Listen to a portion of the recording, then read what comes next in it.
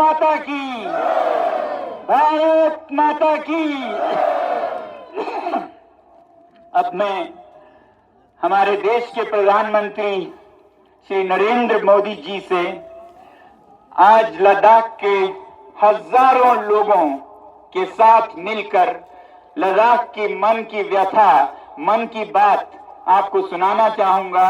यहाँ अगर आप देखेंगे तो एक छोटे प्रदेश जहां लाख 1.5 लाख तो लेह में और लाख 1.5 लाख ही कारगिल में हैं, उसमें से 20-30 हजार लोग यहाँ पर मिलकर आपसे एक गुहार लगा रहे हैं, आपसे एक मन की बात सुना रहे हैं, तो वो हम आपके साथ मिलके सुनाएंगे। कैसा है? आप लोगों की मंशा और आपकी अनुमति लेके मैं प्रधानमंत्री जी को ये कुछ मन की बातें सुनाना चाहूंगा। सबसे पहले तो लद्दाख के लोग आपके बहुत बहुत आभारी हैं और रहेंगे कि आपकी सरकार ने आज से 4 साल पहले लद्दाख की सालों दशकों पुरानी मांग पूरी की। उसका हम बहुत बहुत धन्यवाद करते हैं और करते रहेंगे।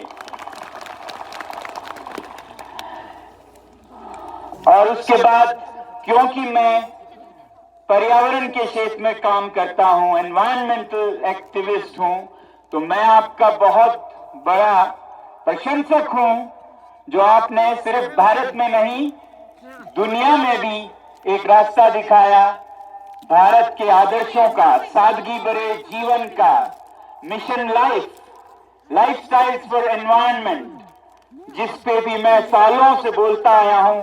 आपने इसे दुनिया तक पहुंचाया कि जब तक देश के दुनिया के लोग सादा जीवन नहीं बिताएंगे, ये जो दुनिया का पर्यावरण है वो उसे सह नहीं पाएगा। इसके हम सब आभारी हैं, हम आपका अभिनंदन करते हैं इस बात के लिए।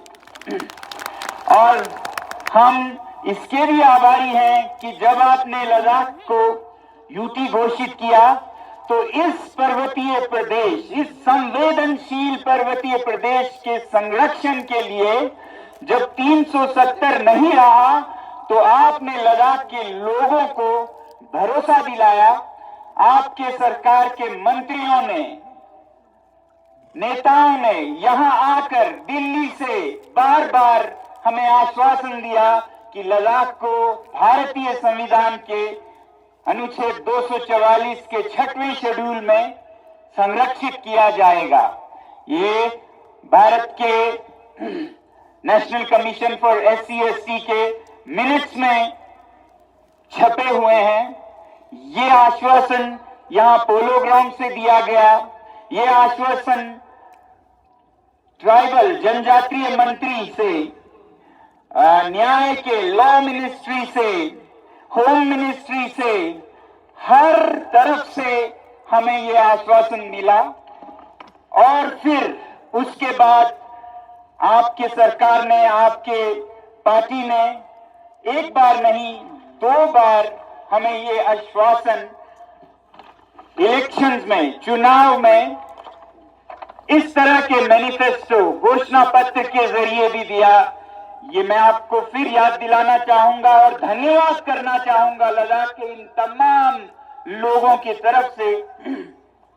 आपने संसदीय चुनाव में नंबर 1, नंबर 2, नंबर 3 पर रखा है declaration of Ladakh under 6th schedule of Indian constitution, tribal area declaration. ये पार्लियामेंट्री इलेक्शन में आश्वासन दिया गया था 2019 में।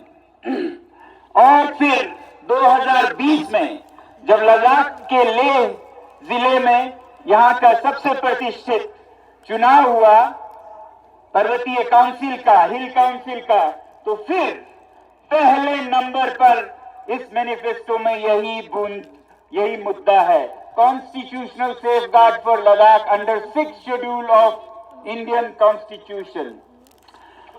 तो ये आपने हमारे साथ वादे किए, आश्वासन दिए, इन सब का हम फिर धन्यवाद कहना चाहते हैं, क्योंकि हम सोचते हैं कि देर हुई है 3-4 सालों का, मगर अंधेर नहीं है, हमारा ये यकीन है।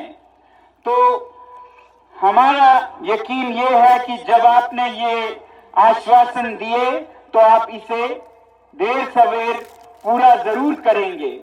मगर दुख के साथ ये कहना पड़ रहा है कि इन घोषणाओं के बाद एक सन्नाटा सा छा गया कुछ महीनों के लिए, फिर एक साल के लिए, फिर नकारात्मक संकेत मिलने लगे कि ये नहीं मिलने वाला है। फिर यहां लेह में तो जो 6 शेड्यूल शब्द को उच्चारण करे उन पर ज्यादतियां होने लगी, बच्चों को पकड़ा जाने लगा।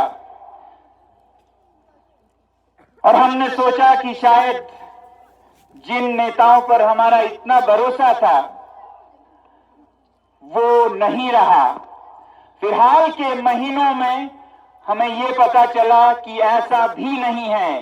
केंद्र सरकार में केंद्र के नेता, मंत्री, गृह मंत्री सब लद्दाख के हितैषी हैं, भला चाहते हैं, देना चाहते हैं।